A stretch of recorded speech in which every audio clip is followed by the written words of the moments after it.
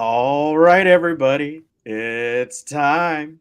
This week on the serverless panel, it's gonna be real special. My name is Paul Chin Jr. I'm filling in for our regular host Ryan, who is off doing amazing cloud things in Spain. Um, but today we've got another exciting panel, and to start with, I think we'll just let everybody introduce themselves. Why don't we start with our super special guest, Sandro? Yeah, definitely. Thank you so much for having me. So, hi everybody. It's my first time on like the serverless panel as a speaker at least. So, I'm Sandro Volpicella. I live in Munich in Germany. I think most of you know Munich from Oktoberfest. We had this madness last month again, and it was great after 2 years of COVID. So I'm a full stack developer working at Hashnode. I don't know if any of you know Hashnode. Hashnode is a blogging and community platform. So the goal is to have that you can create your blog within a minute, you can connect your custom domain, and you can create a post and have an audience from day zero. This is really what we try to achieve, and I hope you're good at it. I started working at Hashnode at the beginning of this year as a full stack developer. And when I really did full stack tasks ranging from working on features in React on the front end, but also doing a lot of serverless stuff, a lot of cloud stuff on AWS, of course. I think that's why we're here today. And I do a lot of Eventbridge, a lot of with event-driven architectures, and I really enjoy doing this. Yeah, on the side, I'm doing a couple of things. I'm a community builder, like I think 90% of this panel as well, and work on a book at the moment about AWS for the real world, not just for certifications, and also some minor side indie projects. And I'm sure we will go into detail about that soon. So thank you so much for having me. I'm stoked. Awesome. Yeah, that real world experience is what we're really gathered around here today to really make that impact for the folks that are listening and able to join in now or in the future. Hey, Benoit, why don't you give us a quick introduction of who you are? Yeah, sure. Well, for those who don't know me already, I'm Benoit, serverless developer at Serverless Guru. I've been there for, I think, almost 2 years now, working with serverless, a bunch of things, doing stuff for the community builder as well, working with AppSync, love GraphQL, building some great stuff right now around that. I will share very soon. And yeah, happy to be here as always. Very excited about this one. Event-driven architecture, we all love this, so that's a super interesting one. Yeah, so over to you, maybe Tushar. Hey everyone, I'm Tushar. I live in India and I've been working with Serverless Guru for 2 years now. But with AWS, I've been working like with AWS and serverless in general for around like 5 years, and I'm excited to be joined today. Okay, so that leaves the best for last. Ro, hit us, man. All right, man. Hi, I'm Rosius Ndimofor. I'm a serverless developer at Serverless Guru. I'm also an AWS serverless hero. I blog a lot. I love blogging. I love giving back to the community. I love doing stuff and showing people how to walk their way around it. Yeah, I think that's basically it about me. So let's get it started. Awesome. Yeah. Well, again, we're on the Awesome Serverless panel, and today's main focus is going to be on startups and how startups can take advantage of the cloud. And I think one of the building blocks that we're going to discuss is event-driven architecture. So when you are a startup, I'm going to throw this out to Benoit. When you're a startup and you're thinking about going to the cloud, I mean, realistically, you have to be in somewhere. What are the advantages of going to a public cloud versus continuing with on-prem for startups? Right.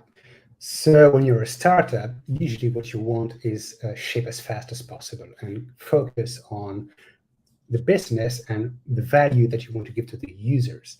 You don't want to start building stuff like architecture, handle servers or start building your own framework or anything like that.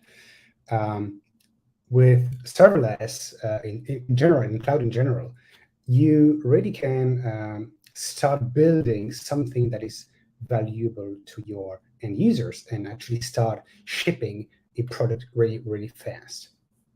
I think that's the biggest point and biggest advantage to cloud in general and serverless in particular. So yeah, that's what I think. Nice. So I think a good way to take this is we say that cloud is going to accelerate, right? People like to say like cloud will accelerate your innovation. But if we go past that idea and show, a real example, Ro, I believe in some of your work, you've been able to actually show how quickly you can get not just prototypes, but fully working apps using serverless. Can you give us your bit of experience there? Man, like I always say, you're building applications for end users, right? So you don't want to really take a lot of time at your end trying to make it all look nice. So you're always on the lookout for tools that will make you ship out the application a lot faster, a lot quicker.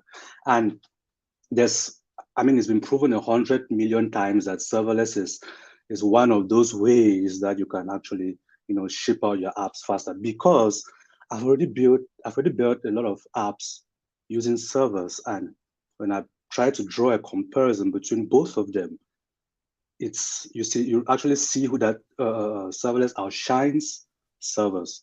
So it's without a doubt that serverless comes with the tools, in fact, it comes with the whole arsenal of enabling you build your idea or ship to market a lot quicker. So Nice. Again, we put a lot of emphasis on speed, but is raw speed the only advantage in the cloud? Sandro, can you talk about what it is about the cloud that is fast? Like when we say like, oh, it's just faster. Like for you, what does that mean? Yeah. I can go into that in a second. I just want to continue on some other things because I am not sure if I have a different take on this sometimes, because if you're a startup which is mainly like a web application, for example, if you're not building a dev tool, if you're not building Prisma, I don't know, Heroku or something like that, but if you're building a web application, I often argue that you postpone your decision to go to AWS, for example, for a longer time, because AWS is not as simple as we know. So I love AWS, don't get me wrong, but if you have a simple web application and all of your things you need is a CDN like Vercel and maybe some background functions and a queue, I think till you hit this product market fit, I would argue leave AWS for later, leave AWS till you have your investment and let engineers you have. But for now, maybe postpone it. This is what my main take often is on AWS. Because That's I see wonderful. that Hashnode, we started out with Vercel. We started out with Vercel and we had super growth with just Vercel, MongoDB, and 1 or 2 AWS things. And now we hit product market fit, and now we have some engineers like me who can build it up and create the whole platform then properly. That's such a great take, mainly because since we are in AWS all day, every day, it kind of becomes our little go-to, and we can easily overlook the other really cool platforms that are still cloud and are still serverless, kind of, right? Like when you use something like Vercel, they really abstract away all that infrastructure for you. So it still gives you that cloud goodness. It's just not necessarily AWS. But from your experience, actually going through that in a startup, I think is really cool, because you didn't say, oh, we were already writing like monoliths. Like you guys are already adopting, best in breed platforms that are cloud.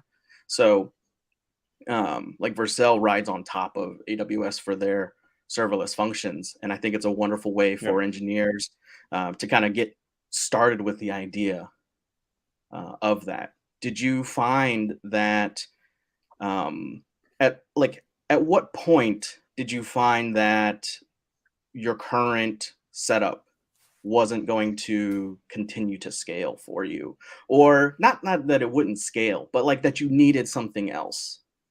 That's a hard one. And, No, I think that's, yeah, but the point what you said with getting started with, and regards of scaling, because especially scaling these third-party tools like Vercel and like many others, they scale, of course, from a technical perspective, but they don't scale well from a price perspective. This is where you can't beat AWS, especially if you like VC funded and you got lots of credits. So at one point in the journey, we saw, okay, we have like DigitalOcean droplets. We have like some cron shops over here. We have Vercel, where we don't even have the logs retained anywhere. So if you want a system and see everything and have like some resiliency and know what is going on into your system, you need to put it, in my opinion, on one provider. And what I definitely mean is you can get started till you have a certain point, but at some point you definitely need to go to a cloud provider, and you need to go to AWS, for example, or GCP, because it costs a lot if you stay within these tools, in my opinion. And we see these scaling issues also from other perspectives, not just the pricing, but like I said, also like logs and observability and stuff like that gets pretty hard if you stay without. that's a super good point to bring up, and I want to throw it over to Tushar for his thought next, because just through the internet, through the Twitters, people are always debating hotly serverless or containers or Kubernetes or Vercel or AWS. But again, it comes down to like, what are you actually trying to scale? The technology part is solved. Like, we can make 1 million servers just show up whenever we want. The problem is, how do we get logs? How do we look at it? Like, who's touching the code, sort of thing. So Tushar, tell me from an architecture perspective, when is it a scale issue versus like an organizational culture issue for adopting these techniques that we're talking about, like adopting the cloud? Does that make sense? Yeah, that makes sense. I think I take that in a minute. I'd like to come back to the previous question that you asked, like about the speed. Like, is speed the only advantage? Is, I think, especially for early startups, like I think speed is really important, because you don't know if the thing that you're working on, the next feature that you're building, is right or not. Like, you don't want to spend time thinking whether you're building the right feature. You just want to like build features and then fail quickly. And when you fail quickly, you want to like iterate over that. And I think serverless and cloud in general gives you that advantage over something like you try, because doing something right is like a never-ending like loop. Like, you can spend months and years trying to get something right, but especially for an early age startup, they just want to iterate over the solutions and get features to the end user. And I always like to say this, like, you're better off with like some teams of like very smart people building these foundational services over at AWS and building all these foundational services, and you just focus on like building your features. So I think that's a huge advantage of like going cloud and then going serverless. Sure, adopting the native services of the platform that you're using, right? Like, I think for cloud adoption, developers really should understand how each cloud and the services that it provides like becomes your platform, right? Like, you're gonna have to hook into all of the different ways and methods to use that cloud. So Tushar, what would you say is sort of a prerequisite for a startup to start using the serverless or just serverless? Yeah. I think it's like when you start out with like any product, like I think I usually prefer to take the serverless route, because it's just so easy. Like with serverless, like you have Lambda functions, you get an API gateway. You don't have to build your own servers to like have the like APIs, and then you get all the features with like the monitoring and stuff with Lambda functions. And so it's better spent, it's time better spent like working on features rather than building like maintaining or scaling all these servers. Like you said, like when you create ECS servers, you have to think about like how you would scale it. You have to like create application scaling constructs so you can scale it. And with serverless, you don't have to think about that. All you have to think about is like, what features am I putting out to my end user? So I don't see any unless, I mean, you should have some serverless knowledge. Like you should know like how, you know, Lambda functions work in general, like how API gateway, like how to do serverless. I think besides that, there's no really a prerequisite for, you know, starting out with serverless. It's just so easy. I would say like there might be prerequisites for if you want to do ECS, if you wanted like EC2, but for serverless, like it's just not that hard. Okay, well, it's the easy road for Tushar all day long. So I think for all of us, we know the kind of benefits that the cloud can have. We talk about it on this show every single week, and I think we have an opportunity today, while Ryan is gone, to really dig deep at AWS and figure out exactly like what would people really need to know before they go all in on AWS as a serverless startup, right? So let me throw it to Sandro, who has this awesome experience where they didn't go AWS all in. You know, they used something else. So will you tell me about the transition now that you're hitting AWS, right? Now that you're moving into it. For a startup, what is that like? Like the good, the bad, the ugly, especially the ugly. We love hearing that part. Yeah, I have lots of them. Not sure. So yeah, it's an interesting take because we are serverless first of all. So we started out serverless. We have like 1 or 2 virtual machines, but like the road to building an AWS platform really is for me down to the people, to the engineers. This is something that we cannot forget, because if you don't have anybody who is like motivated about learning serverless, learning something in the cloud, or who has already knowledge about that, I think it's pretty hard. It's pretty hard to do. So fortunately, we have like our whole team is motivated to do that. So we are good in that. In that regards, the ugly, of course, is sometimes the developer experience. So what we try to do, we build out our whole platform with CDK. So we have our CDK running. For example, if I develop a new API, I have my API gateway, I have my Lambda function and my CDK watch running. And it still takes 5 to 8 seconds till I hit save, a new Lambda function is hot swapped, and I have to change, and I don't need localhost anymore. But bringing this mindset of like, I don't have anything run online local, and everything is online, and I need to wait for my change, and I have lots of benefits because of that. But to bring like this mindset to engineers is this is I would say one big task to do, definitely. So developer experience is definitely one more on the ugly part, but it's getting better with things like CDK Watch. And we use, for example, for our GraphQL API, we use SST now. That the developer experience is amazing. Benoît, I'm sorry we're not using AppSync, unfortunately, but still, like things like serverless take really makes it better.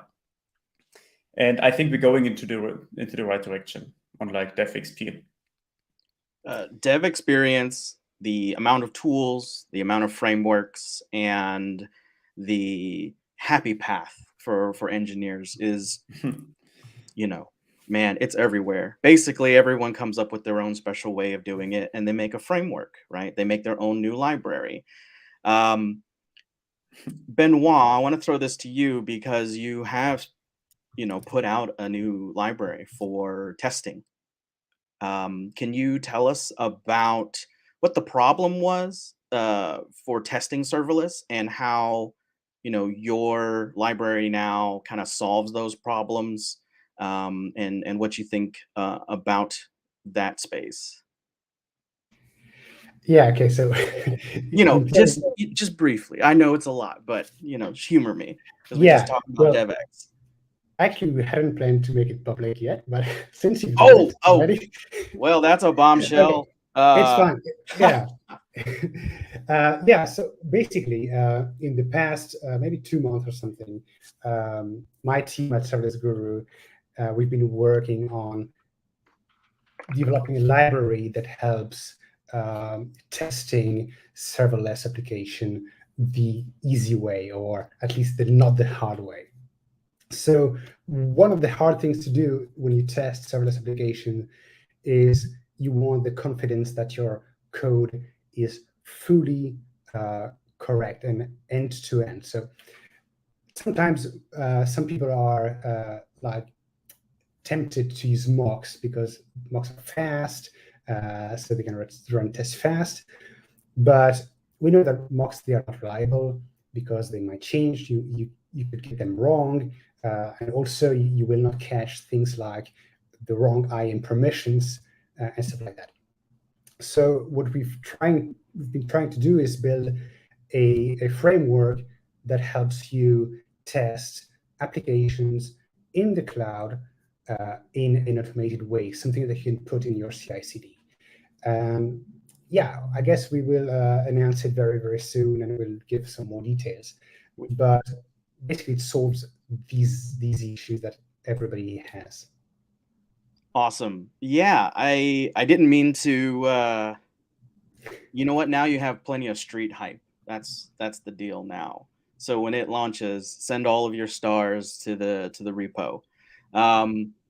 I guess now that we've talked about DevX and some tooling and the speed of the cloud, whether or not it's good, Ro, can you tell me? We got a question in from Mandela Solutions, and I think it's a good one to throw over to you, because they're talking about just costs, right? Like pure costs. And whenever I think about costs as from an engineering standpoint, there's so much to it. Can you tell me a bit about what using on-prem versus serverless does for your cost estimations? Here I'm a little bit on the ledge, because a couple of days back I read an article from DHH. It was titled "Why We're Leaving the Cloud."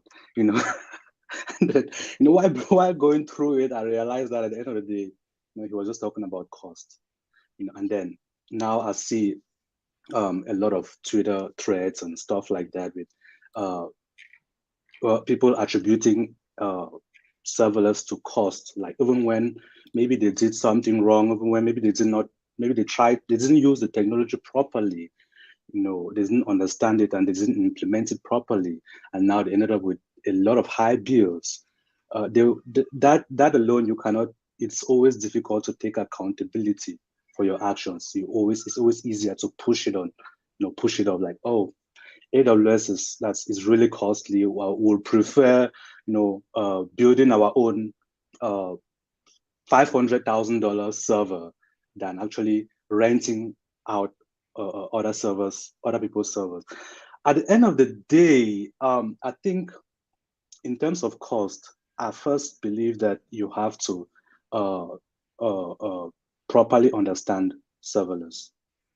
Properly understand serverless and know when to use it and where to use it. It's really important.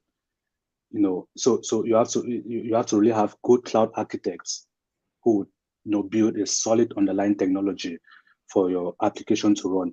And without having that in place, it's guaranteed you end up with a lot of issues, and cost will be one of them. Cost pisses people off. People hate paying bills. It's not so. For on-premise, and what the advantages of on-premise and the cloud, I prefer doing stuff in the cloud, but with a certain level of understanding of how to implement the cloud services properly. Because I even think that even on premise, if you still don't understand if you still don't understand how to implement the technology or how to implement the services, you end up with a lot of more issues, and cost will still be a part of it. So I don't think there's a way to really avoid that. But again, I've not run like really huge applications where you have multiple millions of users. So maybe somebody will have a much more better experience than me. Yeah, Tushar, Thanks. you got something to chime in about cost? Yeah, I mean, so I was gonna say, like, if you're doing serverless, like especially for early stage startups, like, and you don't have, like, I don't expect an early stage startup to have, like, millions or billions of requests. Even if you don't do it the right way, serverless is going to be like super cheap for you. Like if you write Lambda functions in API gateway, even if you don't do it the right way.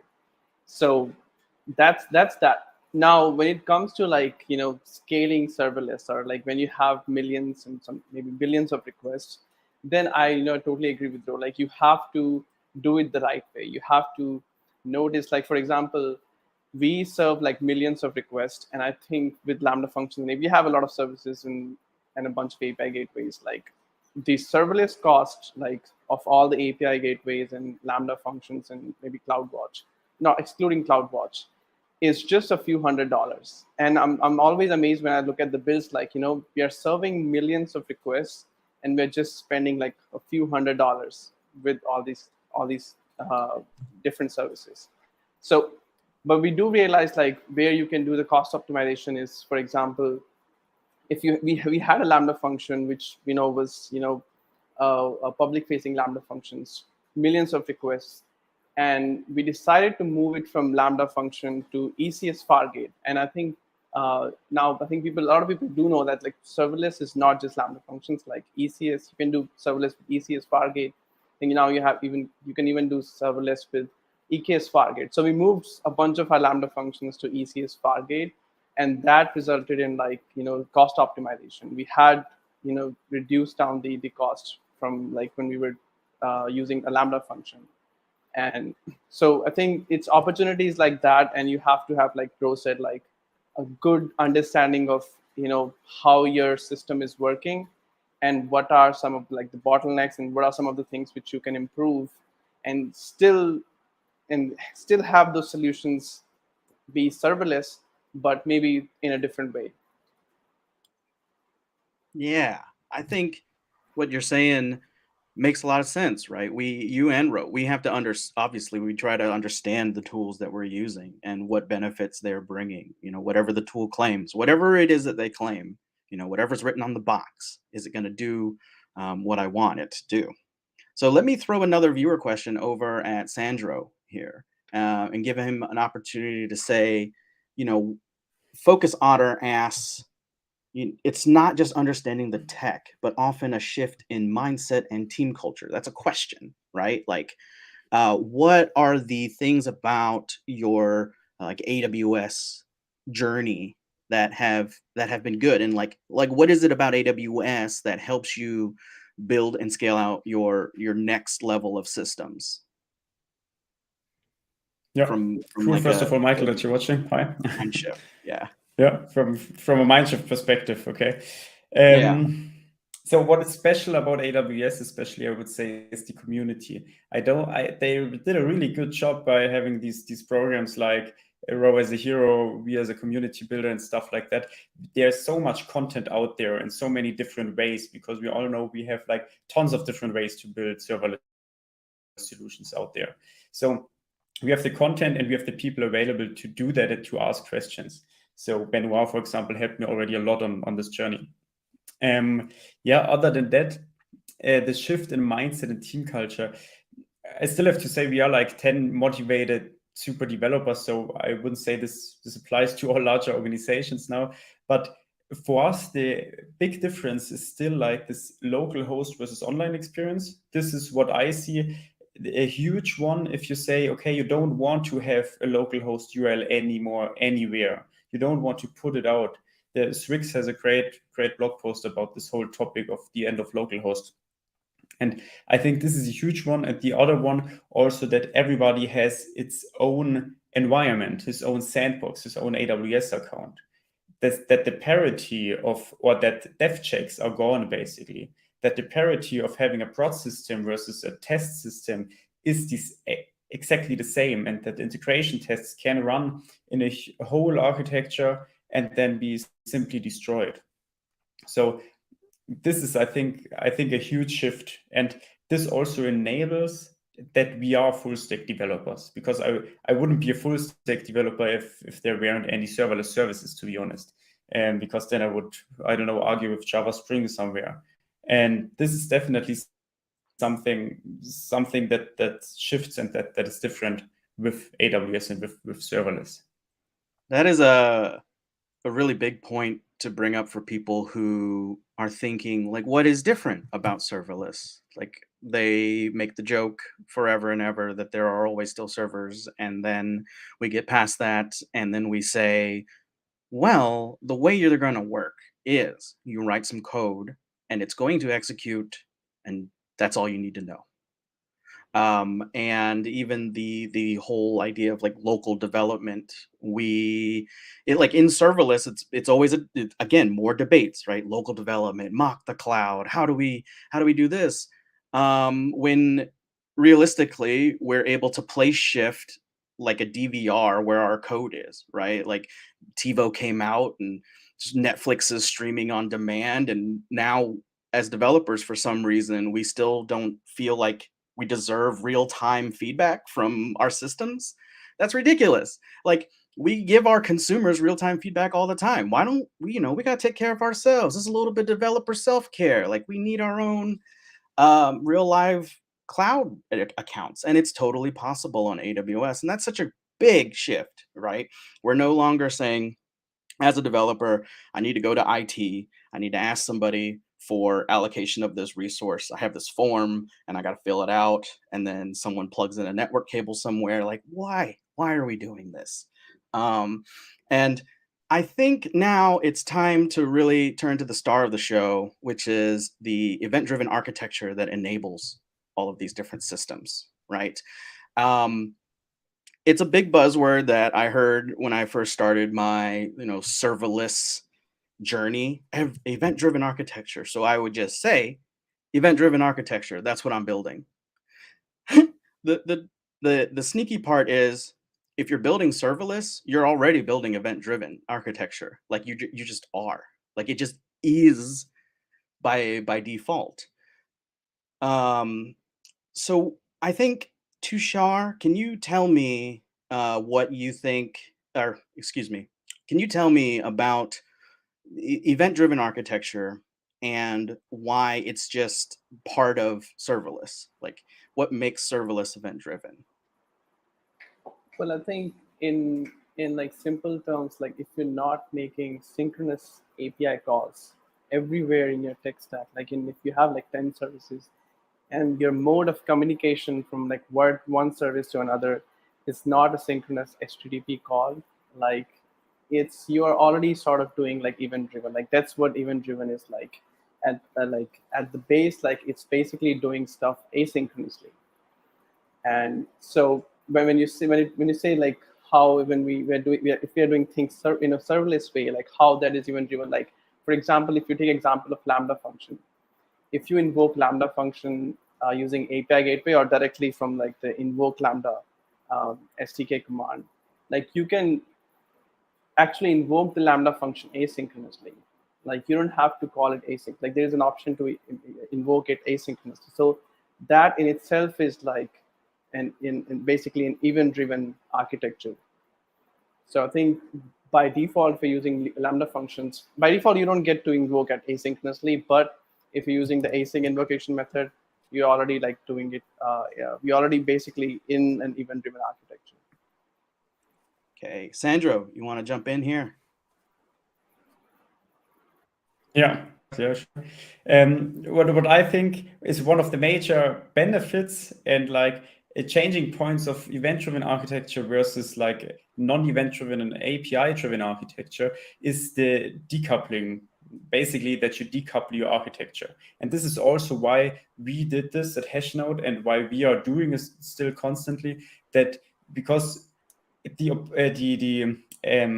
opposite of having an EDA is for me an API-driven architecture. So I can give you an example at Hashnode how we had this at the beginning. So at Hashnode, we talk a lot about blog posts, of course. So we have one API endpoint, create post. So a user submits his posts and invokes this endpoint. And this is in synchronous endpoint, of course. So we have an await somewhere in the front end. And at the beginning, this endpoint was doing everything. It was creating the actual post, putting it into MongoDB. It was checking, has the user audio block enabled, then I need to send it to Poly.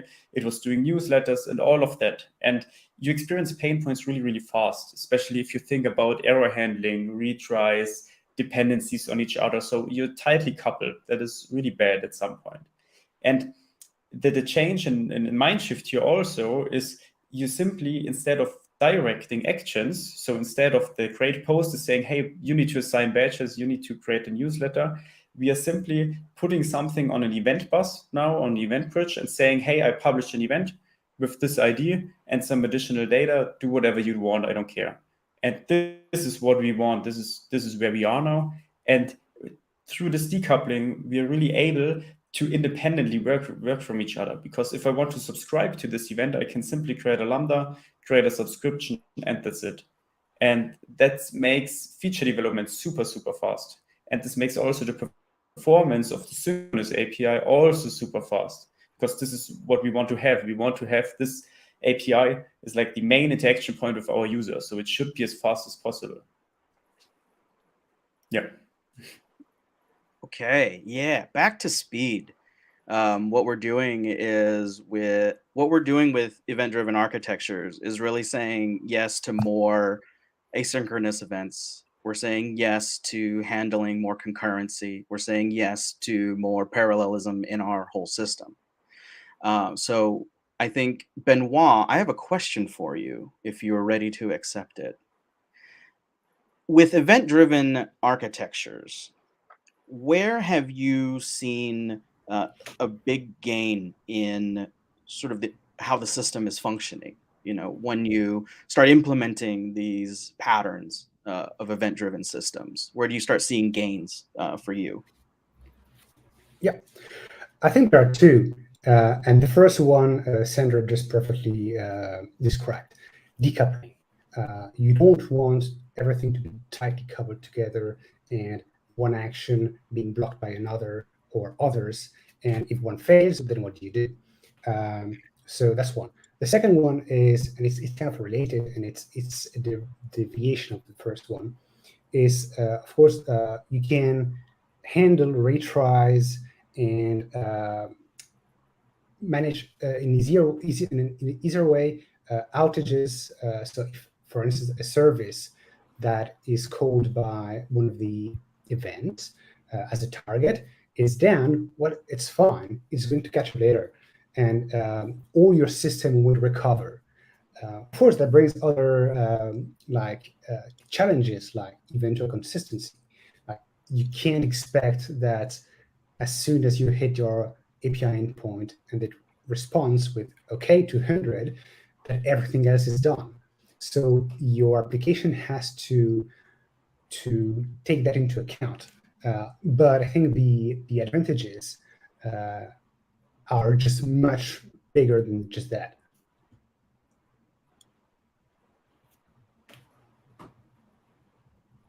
Awesome. Yeah.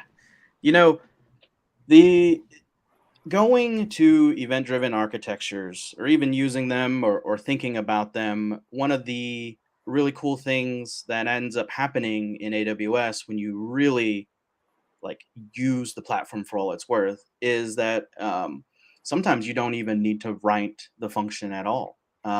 We had a comment from Focus Otter again about not needing a function at all.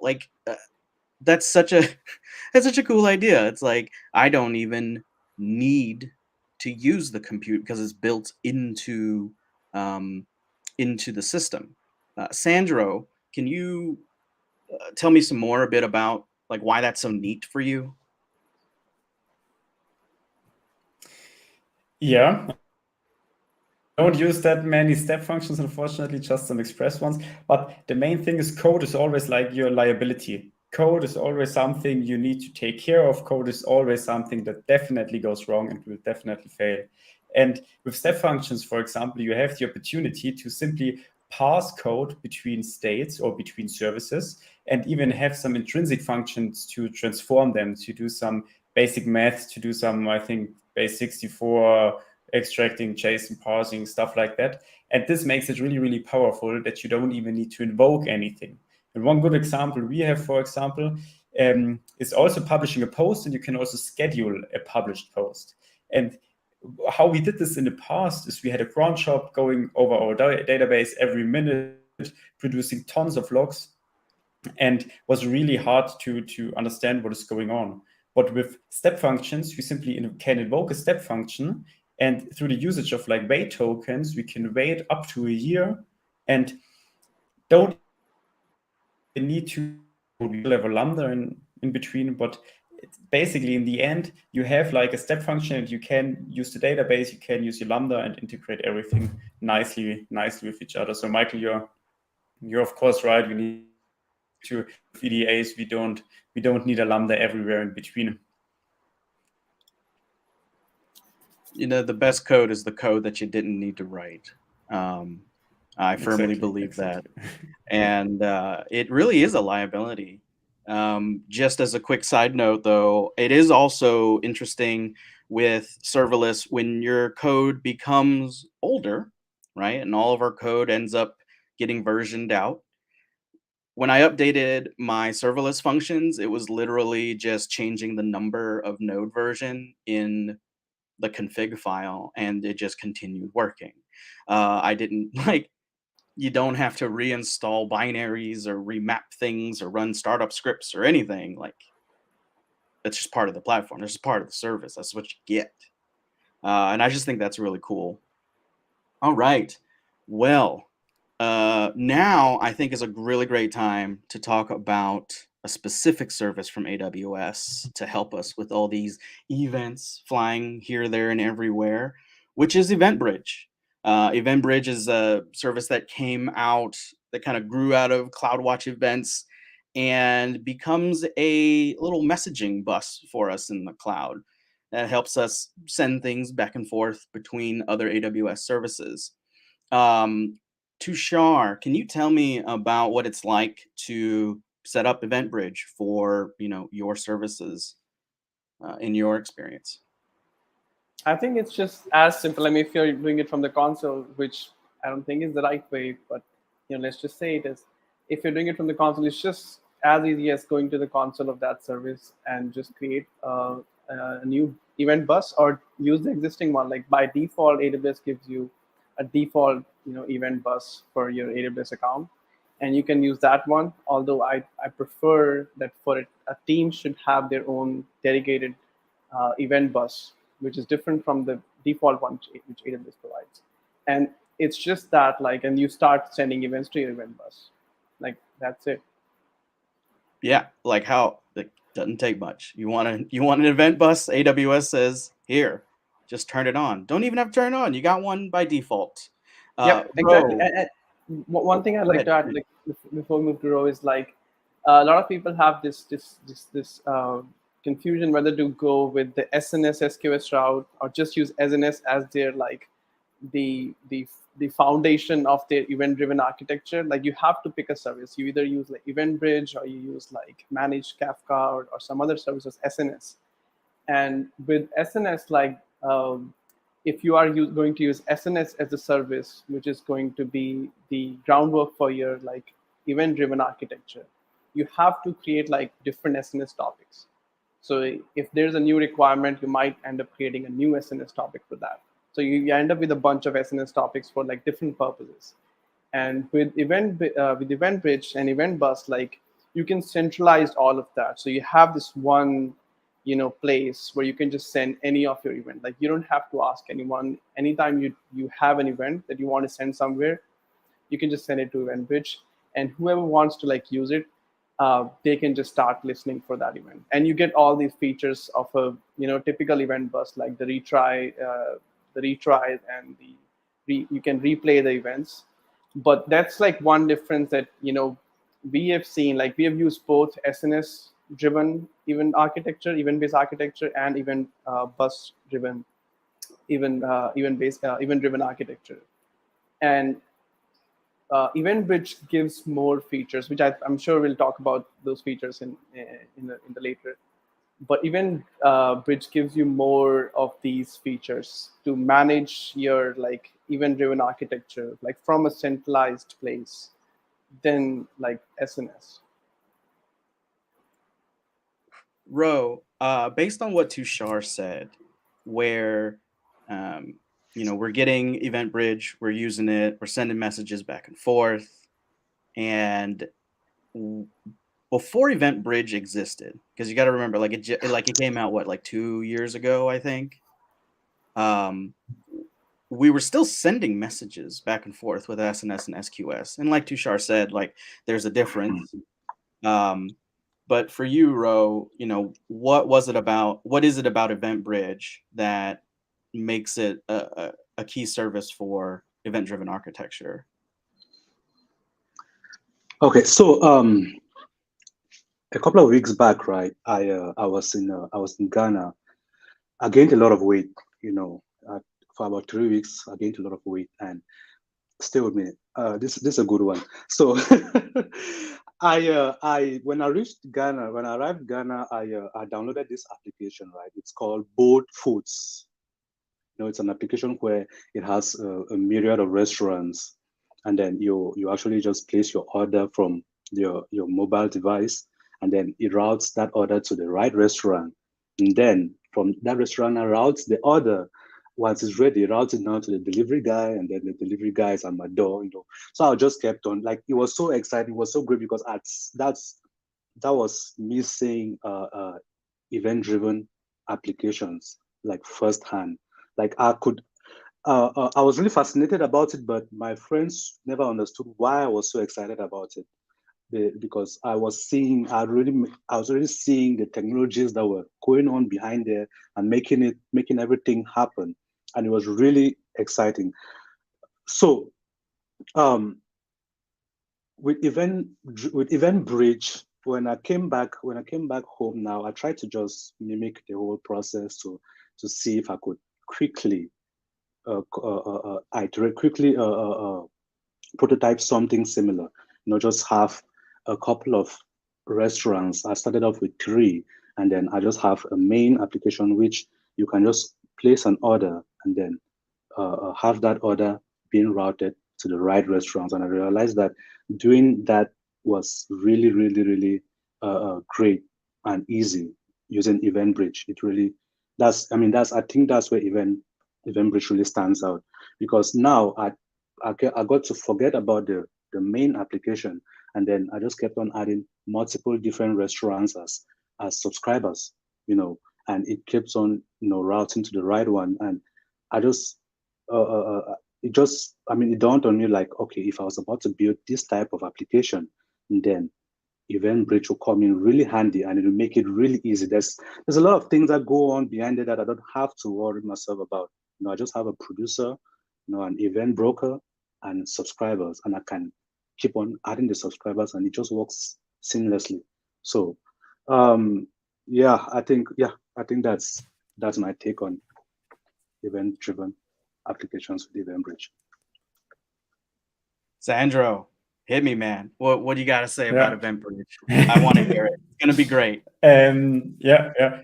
That's good. I see the same thing. It really makes things easier. And I think the SNS example or comparison is really good, because you can build the same thing with SNS. You have if you have one topic and like several subscribers, you still can build it. You can build an EDA, but Eventbridge makes it just so much easier, because archive and replay is a really great example for that. If you want to have an archive, so an archive in event-driven architectures, you save all of your events somewhere, mainly in an S3 bucket.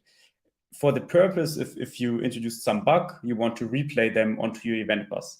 This functionality on SNS doesn't really exist. There is like, if you check the documentation, it seems like it exists, but you basically need to do it via Kinesis streams, put in S3 and so on and so forth, and have some Lambda functions for that. And there we have our code again. But with Eventbridge, you simply tick a box, say, hey, I want an archive for the last 2 weeks. It saves it also in an S3 bucket where you don't have access to.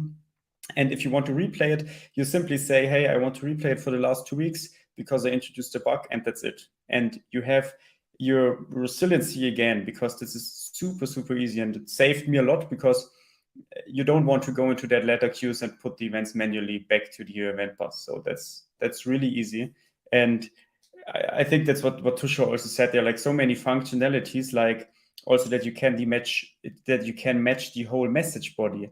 This is like one of the core features we use. We don't want to add attributes like in SNS, where you need to add extra attributes for matching the events. And with Eventbridge, you can match on the whole message body and go like, I don't know, 10 levels deep to see if some flag is untrue, and then route it to your Lambda function or to your queue or whatever service it needs. So this is really, really great. So Eventbridge is really doing a great job there. Yep, the attribute-based filtering is such a limitation. Like with Eventbridge, like you don't really have to think about like, okay, I have this JSON event, and I want to send it to like Eventbridge. Like what attributes, what metadata do I need to associate with it, so people can actually, use this event and filter this event. So you don't have to. You have to do this with like SNS. I think there's a limitation of around like you can only add up to like 10 attributes per message, something like that. And so basically the subscribers to your events, they cannot filter based on the event itself, like the event body. They have to filter based on these attributes, this metadata that you associate with the event. With Eventbridge, you don't have anything like that. Like you can just filter based on the body of the event. You don't have to add these additional attributes, which is, I think, such a cool feature. Yeah, anytime we can decrease the complexity of the thing we're working on is a win.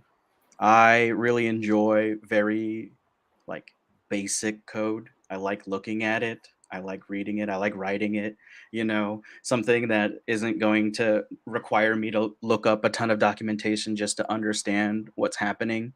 And using the Eventbridge message and the feature of Eventbridge, which does give you some dynamic filtering just built into it, is really nice. And again, you don't have to stand up anything behind the service. You create it in the console or through your IAC of choice. And then when you want archives, you say yes. Like it's not a gigantic configuration object. It's not super in depth, right? I didn't have to become an Eventbridge expert of everything Eventbridge to get started.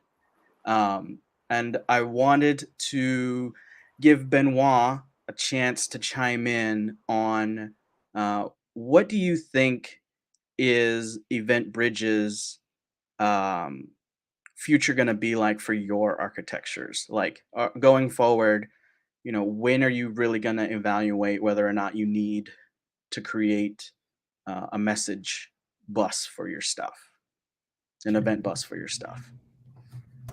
Well, I think in most applications, if not all, that I've been building for the past 2 years or so, there's always been an event bus.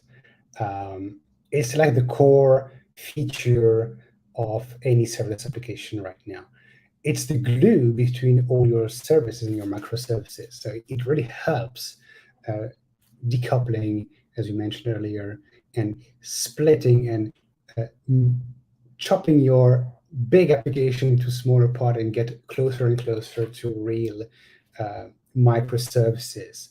So for me, Eventbridge is a really huge feature.